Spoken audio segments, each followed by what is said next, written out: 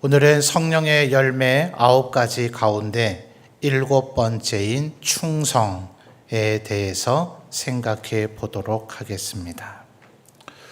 어린 시절 이 충성이라고 하는 단어가 한자적으로 학교에서 선생님들에게 배운 기억이 납니다.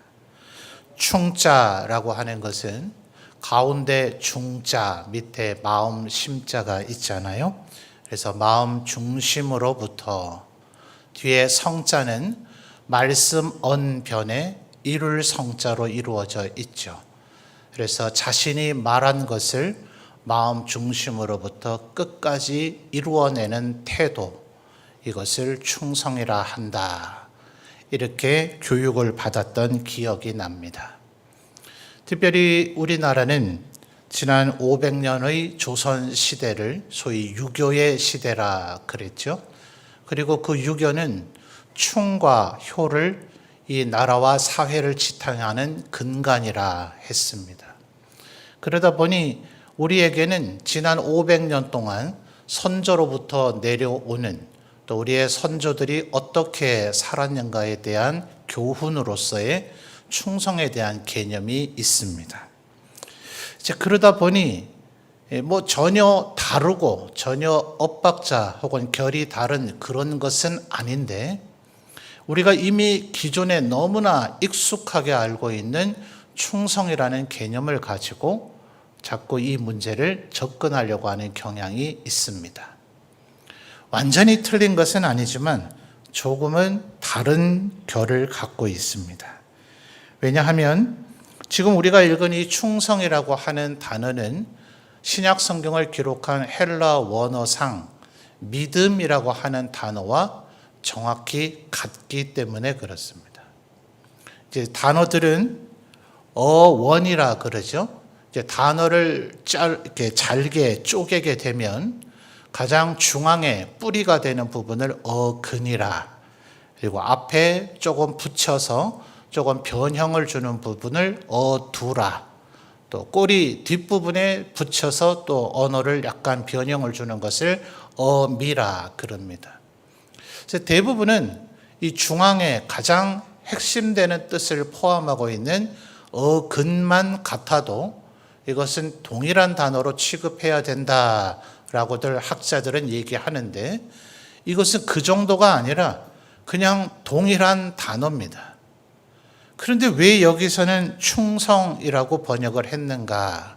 신약 성경에는 이 동일한 단어가 약 240회 이상 나오는데 대부분은 믿음이라고 하는 단어로 한글로 번역을 했습니다. 아마도 일설에 이것은 성경 번역을 할 때 이런 토론을 했다 이런 것까지 기록되어 있지는 않거든요. 그러다 보니 이런 주장들이 그냥 설로써 있는데 처음 우리 한글로 성경을 번역할 때 지금 우리가 충성이라고 번역된 이 단어를 믿음이라고 번역해야 될 것인가 충성이라고 번역해야 될 것인가에 토론이 있었다라는 기록을 조금 살펴본 바가 있습니다. 왜 하필이면 여기서는 충성이라 했을까? 오역인가? 잘못된 번역이란 말이죠. 그렇지는 않습니다.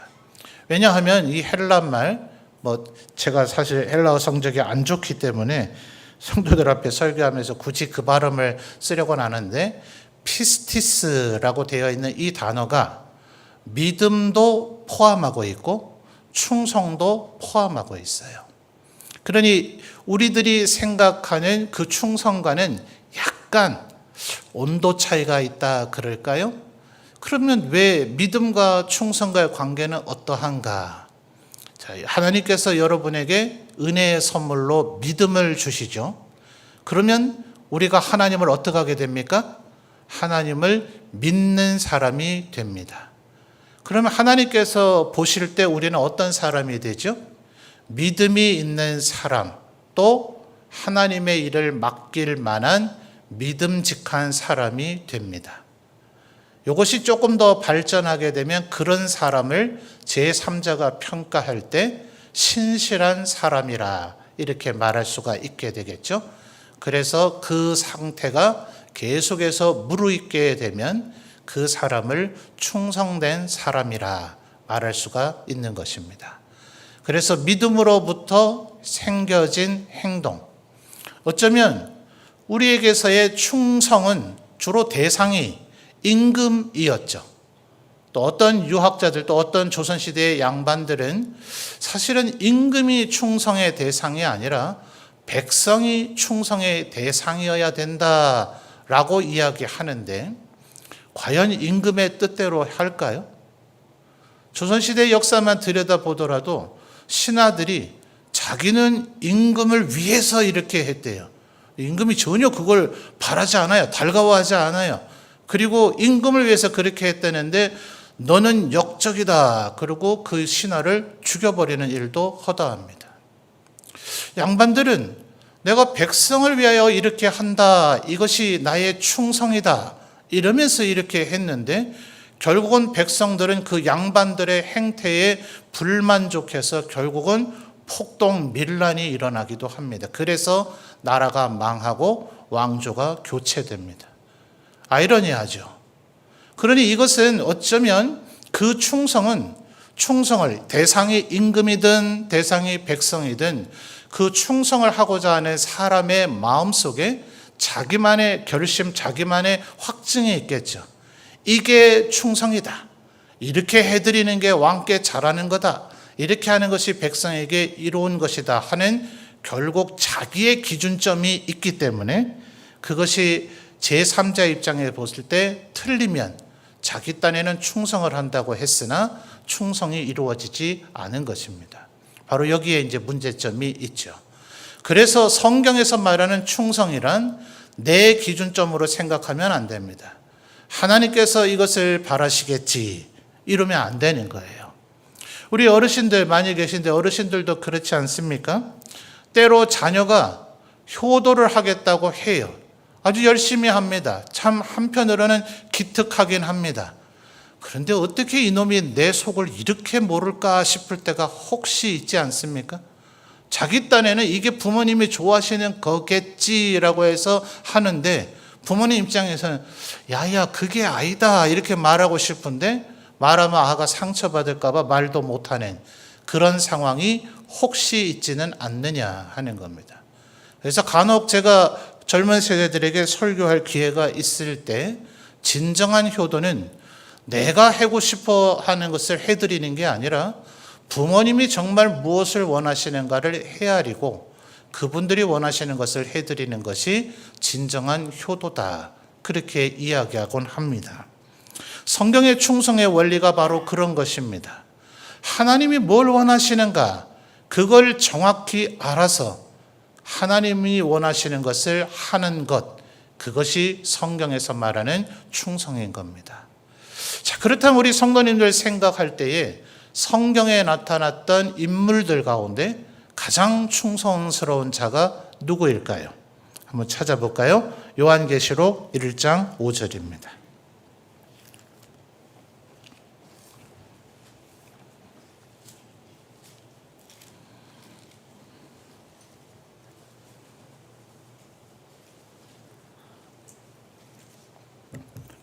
요한계시록 1장 5절입니다. 우리 성도님들 읽어주세요. 시작.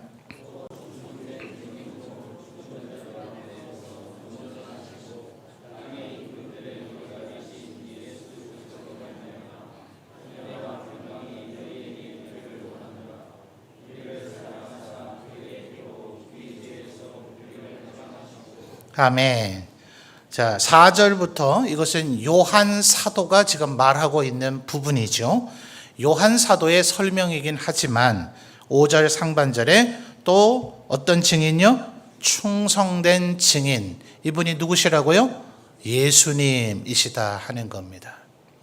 예수님은 근본 하나님이시지만 동시에 온전하고 완전하신 인간이시기 때문에 인간의 반열에 계시는 예수님이라고 볼 때는 이 세상에 그 누구보다 더 충성스러운 분이겠죠. 바울 사도도 빌립보서 2장에서 그 부분을 지적하고 있지 않습니까? 그분 근본 하나님의 본체이셨으나 죽기까지 복종하셨다. 그러니 사도들이 인정하는 거죠. 생각하면 생각할수록 그저 랍비여 선생님이여 이럴 때야 참 귀한 분이다. 어떻게 저런 분이 계실까? 참 위대한 선지자시다 싶었는데 날이 가면 갈수록 알고 보니 이분은 하나님이신데 하나님이신 이분이 자기 자신에게 이토록 충성스러우시다니.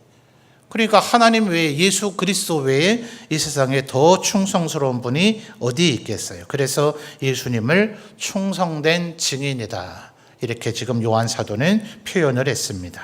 3장 14절로 가서 볼까요? 같은 요한계시록입니다. 요한계시록 3장 14절 말씀. 자, 우리 성도님들이 또 읽어 주십시오. 시작.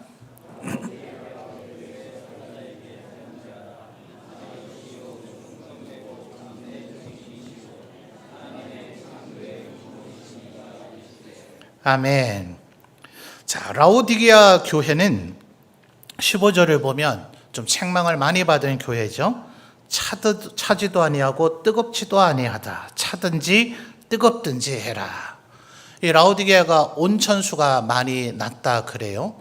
그런데 이 온천수에는 여러 가지 몸에 유익한 물질들이 함유되어 있다 보니까 그걸 식용으로 쓰면 안 되겠죠. 뜨겁기도 뜨거울 뿐만 아니라 그 물에 함유되어 있으니까 말입니다. 근데 이쪽도 우리 지역처럼 석회질 성분이 많다 그래요. 그래서 이 온천수가 솟아나면 그것이 흘러가면서 자연스레 석회질들을 녹이면서 물기를 내서 흘러가는데 그러다 보니 급격히 온도가 떨어진답니다. 온천수에 양리적 효능이 있으려면 온천, 우리나라에서도 이것이 온천이다 라고 판명하려면 온도가 확보가 돼야 되죠. 그 일정 온도 이상의 물 온도가 나오지 않으면 온천이라고 지정하지 않습니다. 일단 온도가 돼야 온천으로서의 기능과 효능이 있는 거죠. 그러니 그게 식어버렸으니 이제 쓸모가 없죠. 그리고 여기서 찬물이 나쁜 게 아닙니다. 뜨거운 물만 좋은 것이고 찬물을 나쁜 물이라 생각하면 안 되는 것이, 찬물은 이 온천수와 다른 전혀 별개의 식용수를 얘기합니다. 음료는 차가울수록 신선하고 맑고 깨끗할 거 아니에요? 그러니 뜨겁든지 차든지 해라 하는 말은 온천수이든지 식수이든지 그래야 하는데 너희는 이도저도 아닌 자가 됐다. 또 17절에 보면 나는 부자라 부요하여 부족한 것이 없다 하는데 이 라오디게아에서는 금과 은이 많이 생산돼서 은행들이 있었다 그래요. 그래서 18절에 불로 연단한 금 나오죠. 그리고 검은색 모직이 이곳에서 많이 생산이 되었고 또 18절 하반절에 보면 안약, 이 지역에서 아주 특효급에 해당되는 안약을 만들어내는 기술이 있어서 라오디게아 사람들은 굉장히 부유했다 그럽니다. 그러니 예수님 잘 믿었을까요? 그렇지가 않아요. 언제나 아이러니한 것이 우리는 예수님 잘 믿으면 하나님 제게 물질의 복도 주세요 이런데 물질의 복을 받은 사람 치고 하나님을 잘 섬긴 사람은 참 드뭅니다. 오죽하면 낙타가 바늘기로 들어가는 것만큼 어려운 일이다 라고까지 하셨겠어요. 그러니 라오디게아 사람들은 어쩌면 환난도 어려움도 별로 없이 하나님을 잘 믿을 수 있는 아주 좋은 환경 속에서 살고 있었는데도 불구하고 정작 하나님을 잘 믿지 아니했기 때문에 14절은 이 라오디게아 교회에 말씀하시는 하나님 혹은 더 구체적으로는 예수님이 어떤 분이신가 라는 것을 묘사하는 거예요. 각 교회마다 다릅니다. 7교회 얘기 아니에요. 그런데 라오디게아 사람들은 다른 교회와 대비해 볼 때 충성심이 많이 떨어지기 때문에 14절에 주님을 뭐라고 설명합니까? 아멘이시요 충성되고 참된 증인이시요 하나님의 창조의 근본이시니가 말씀하신다. 이렇게 얘기하고 있는 겁니다. 복잡한 것 같지만 14절에 충성되고 참된 증인, 이 또한 누구를 얘기하고 있는 겁니까? 예수님을 얘기하고 있는 것이다. 그러면 여기서 우리가 1차적으로 결론을 내릴 수 있겠죠. 성령의 열매를 맺는 충성스러운 자가 된다는 것은 결국 예수님을 닮아가는 것이겠구나 하는 결론을 내릴 수 있을 것입니다. 근데 예수님 따라가려니까 우리가 때로는 조금 버겁잖아요. 우리의 최종적 목표이기는 하고 마땅히 우리가 예수님을 닮아야 된다. 성경 여러 곳에서 얘기하고 있으니 우리가 그렇게 힘써야 될 바이긴 하지만 어쩌면 예수님은 우리가 따라가기엔 너무나 어렵고 머나먼 목표인 것으로 생각될 수도 있을 것 같아요. 아마 우리 성도님들의 마음속에 다른 사람은 없습니까? 다른 사람은 충성되지 않았던 겁니까? 자, 몇몇 사람들 한번 찾아볼까요? 구약 성경 민수기로 가보겠습니다. 민수기 12장 7절입니다.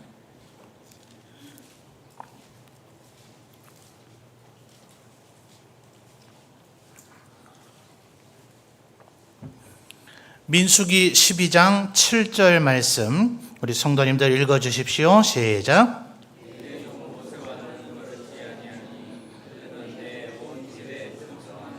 아멘. 6절 말씀을 보면 선지자에 대해서 설명하면서 선지자가 다른 이들도 있기는 있다.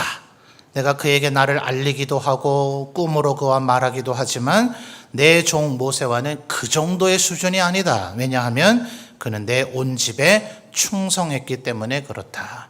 자, 충성한 사람 누굽니까? 모세입니다. 자, 여호수아 14장으로 가볼까요? 여호수아 14장 8절과 9절 말씀입니다.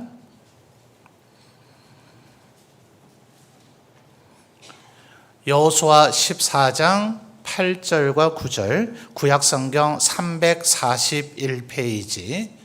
자, 앞에 스크린에도 나오네요. 읽어주십시오. 시작.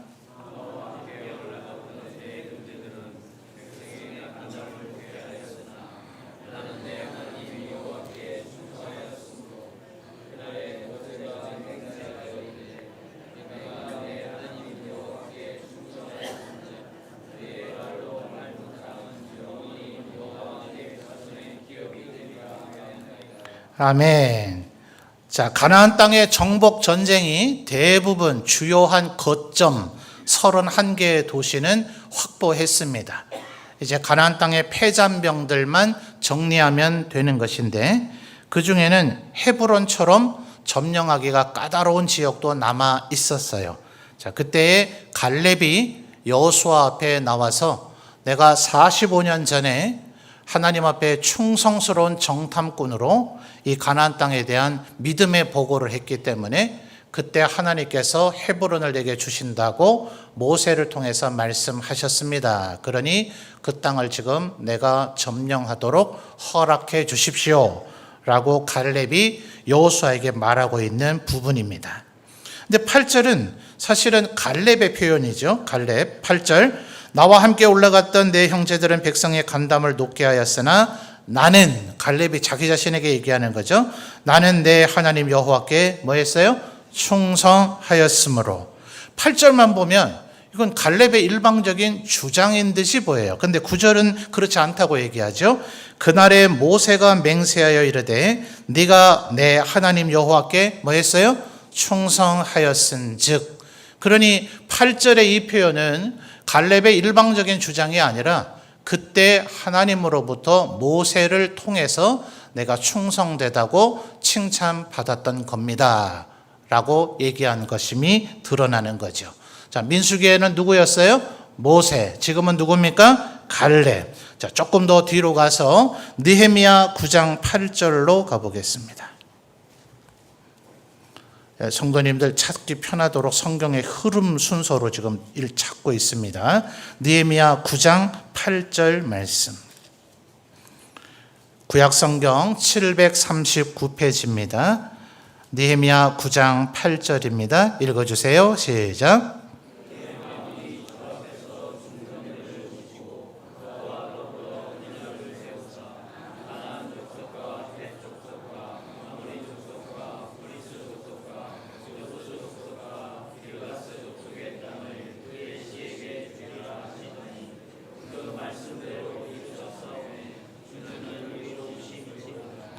아멘. 자, 이게 지금 느헤미야 9장인데요. 그 앞에 8장은 학사 에스라가 설교를 했었습니다. 그런데 그것이 너무나 은혜가 되니 예루살렘에 있는 유대인들이 다시 또 모여서 9장 1절을 보면 그달 20날에 그들이 또다시 하나님 앞에 집회를 하게 되었는데 4절과 5절을 보면 여러 명의 레위 사람들의 이름이 거론이 됩니다. 그런데 사실 6절부터 얘기하는 요 설교를 정확히 누가 얘기했는지 단정 짓기가 조금 까다로워요. 에스라가 설교하고 레위인들이 그 사이사이에서 사람들에게 부연 설명 내지는 잘 안 들릴까 봐 릴레이로 이렇게 말을 전달한 것인지 아니면 4절과 5절에 거론된 레위 사람들이 돌아가면서 설교를 한 것인지 그래서 지금 8절의 이 표현을 누가 정확히 말했다고 단정짓기가 조금 까다롭다는 것이 사실은 정확한 표현입니다. 그래서 더 의미가 있는 것 같아요. 자, 8절을 보니 그의 마음이 주 앞에서 뭐해요? 충성됨을 보시고 그런데 이 그가 누굽니까? 그 앞에 8절을 보니 아브라함이죠. 아브라함이라는 이름을 주시고 그의 마음이 주 앞에서 충성됨을 보시고 그러니 지금 9장 4절 5절부터 6절로 이어지는 이 상황 속에서 누가 정확히 이 얘기를 했는지 모른다고 결론을 낸다면 지금 에스라를 비롯한 레위인들 모두에게는 아브라함은 어떤 분이세요? 충성된 분이라고 너도 나도 생각했구나 라는 결론을 가질 수가 있는 거죠. 우리가 생각해도 그렇지 않습니까? 75세의 갈대아 우르에서 너는 너의 친척 본토 아비집을 떠나 내가 네게 지시할 땅으로 가라는 그 말씀을 따라 갔고 결국 25년 동안 중간에 우여곡절이 전혀 없었던 것은 아니지만 참고 인내하고 하나님을 믿어서 이삭을 얻고 믿음의 조상이 되었으니 그는 충성되다고 칭찬할 만하죠. 자, 지금 3명 확인했죠? 모세, 그리고 갈렙, 그리고 아브라함이었습니다. 다니엘 6장 4절로 가볼까요? 조금 더 신약적으로 많이 가면 다니엘서가 나오죠. 다니엘서 6장 4절입니다. 구약성경 1242페이지 앞에 스크린에 나옵니다. 다니엘서 6장 4절 읽어주세요. 시작.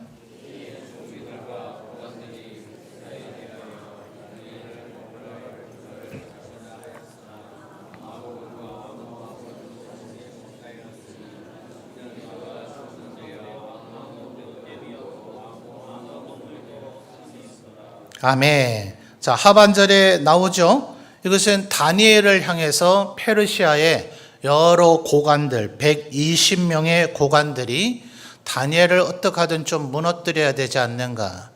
저는 우리 본토인도 아니고 심지어 바벨론인도 아니고 메대인도 아니고 바사인도 아닌 저 유대 변방에서 포로로 잡혀온 자가 어찌 우리 120명 방백들 위에 우리를 감독하는 3명의 총리 가운데 으뜸 총리의 자리에 있을 수 있단 말이냐. 그래서 다니엘을 끌어내려야 되겠는데 4절 하반절을 보니까 다니엘은 어떤 분이에요? 충성돼서 아무 그릇됨도 아무 허물도 찾아낼 수가 없었다. 정말 신앙의 표본이죠. 자, 구약 성경에서 지금 대표적인 인물 더 많이 찾을 수 있습니다만 대표적인 인물만 지금 4분 찾았습니다. 누구였어요? 모세, 갈렙, 아브라함, 다니엘. 자, 여러분 구약에만 충성스러운 사람이 있나요? 신약 성경에도 충성된 분이 있죠. 누구겠습니까? 사도들 다 충성스럽겠지만 그 중에서도 단연코 충성스러운 자는 바울 사도라고 말할 수가 있을 거예요. 그래서 그분이 고린도전서 4장 2절에서 이렇게 말했죠. 한번 가볼까요? 고린도전서 4장 2절입니다. 자, 신약 성경 고린도전서 4장 2절. 아마 우리 성도님들이 거의 암송하다시피 한 구절입니다. 자, 스크린에도 나오네요. 읽어주실까요? 시작. 아멘. 맡은 자들에게 구할 것이 뭡니까? 충성이다. 자, 근데 다시 우리 군대 경내 구호도 하는 충성, 이거 지금 생각하시면 안 된다 그랬죠. 내가 왕에게 충성해야지, 백성에게 충성해야지, 이게 아마 그들이 원하는 충성일 거야, 이러면 안 된다 그랬죠. 성경에서 말한 충성은 뭐라고요? 하나님께서 주신 믿음을 따라 하나님께서 뭘 원하시는지를 헤아려 그 믿음에 따른 행동을 하는 것을 성경은 충성이라고 이야기한다. 자, 그런데 디모데전서 1장 12절에 가면 바울 사도가 약간 결이 다른 얘기를 합니다. 자, 디모데전서 1장 12절을 찾아보죠.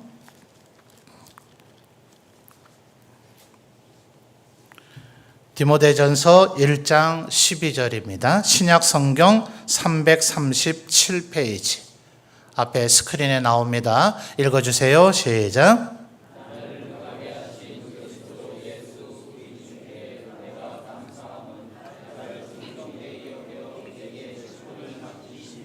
아멘. 자, 12절 중반절에 하나님께서 바울 사도를 나를 어떻게 여기셨다고요? 충성되이 여겨. 충성스럽단 말입니까? 아니란 말입니까? 여기에 묘하죠. 하나님께서, 예수님께서는 일단 바울 사도에게 그렇게 표현하셨어요. 네가 충성되다. 예수님의 인정은 분명히 있습니다. 그런데 바울 사도가 자기 자신을 되돌이켜 보니, 예수님 감사합니다. 저를 알아주시니 너무나 감사합니다. 제가 참 충성되죠. 라고 말하려니까 돼요, 안 돼요? 안 된다고 스스로 여기고 있는 거죠. 그래서 나는 실상은 냉정하게 말하면, 그래서 13절에 이렇게 얘기하죠. 내가 전에는 뭐예요? 비방자요, 박해자요, 폭행자였으나. 15절, 밑보다 모든 사람이 받을 만한 이 말이요 그리스도 예수께서 죄인을 구원하시려고 세상에 임하셨다 하였도다. 그 다음 뭐라 합니까? 죄인 중에 내가 괴수니라. 괴수였었노라가 아니라고 제가 몇 번 짚어드렸죠. 앞에 13절에는 비방자요, 박해자요, 폭행자였으나, 과거입니다. 과거에는 나쁜 사람이었지만 지금은 충성스러운 사람이 됐을 수 있잖아요. 그런데 바울 사도가 자기의 내면을 냉정히 평가하니 15절에 죄인 중에 내가 괴수다. 여전히 나는 주님 앞에 충성스럽지 못한 부분이 있다. 그러나 주님은 어떻게 여기셨어요? 충성되다. 말하자면 그만하면 됐다. 너 사람 아니냐? 그 정도면 된 거지. 뭘 더 이상. 이런 식의 어감으로 주님께서 격려를 해 주셨더라 하는 거죠. 자, 그러니 우리는 지금 앞에 구약 성경에서 찾아봤던 모세, 갈렙, 아브라함, 다니엘을 비롯한 믿음의 사람들에 대해서는 이런 얘기까지는 살펴보지를 못했습니다. 그러나 계시록 1장과 3장에서 표현된 예수님이 진정한 충성된 증인이시라면 바울 사도만 그렇진 않겠죠. 바울 사도는 신약 성경 27 가운데 절반에 해당되는 13권이나 저수를 하신 분이, 분량은 바울 사도가 기록한 분량이 장수로는 더 많습니다. 그러니 아브라함, 모세, 갈렙, 다니엘, 이분들이 아무리 충성스럽다 한들 바울보다 더 충성스럽다 할 수 있겠습니까? 가장 충성되다고 여겨질 그분이 실상은 나는 충성된 게 아니다. 그냥 주님께서 충성스럽게 여겨주셨으니 감사할 뿐이다 라고 고백하고 있으니 우리도 이와 같은 자세를 가져야 되겠죠. 예수님처럼, 아브라함처럼, 모세처럼, 갈렙처럼, 다니엘처럼, 바울처럼 살아가기를 힘쓰기는 힘쓰되, 내가 조금 그렇게 했을지라도 내가 제법 충성되지 않아? 이 세상에 나보다 충성된 사람이 어디 있어? 나에게 충성이라는 훈장 좀 줘야 되지 않아? 이런 마음은 절대로 먹어서는 안 되고, 주께서 나를 충성되이 여겨주셨으니 얼마나 감사한 일인가 라고 살아가는 사람의 마음의 자세, 그것이 성령의 열매인 충성이다 하는 것입니다. 예수님 다시 오실 때에 예수님은 어떤 분들을 찾을까요? 마지막으로 마태복음으로 거슬러 가서요. 마태복음 24장 45절 말씀을 마지막으로 찾아보겠습니다. 마태복음 24장 45절 말씀입니다. 우리 성도님들 읽어주십시오. 시작.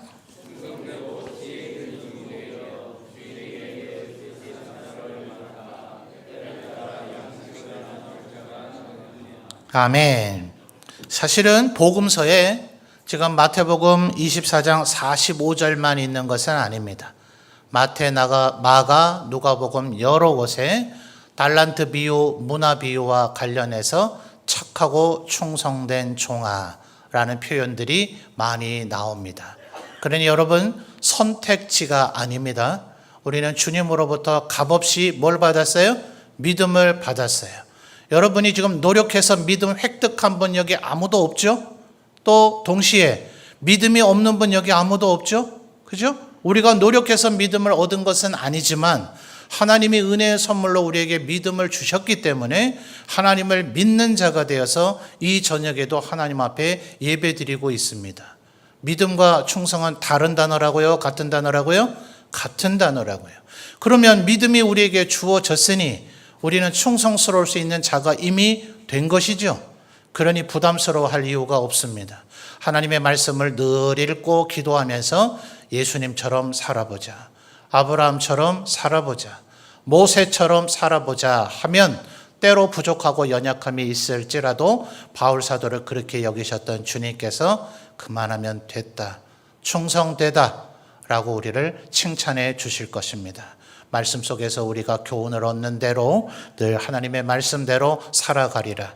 예수님 다시 오시는 그날 충성된 종들을 찾으실 터이니 그날 주님 앞에 서서 착하고 충성된 종이라 칭찬받으리라. 다짐하며 결단하시는 모든 성도들이 되시기를 바랍니다.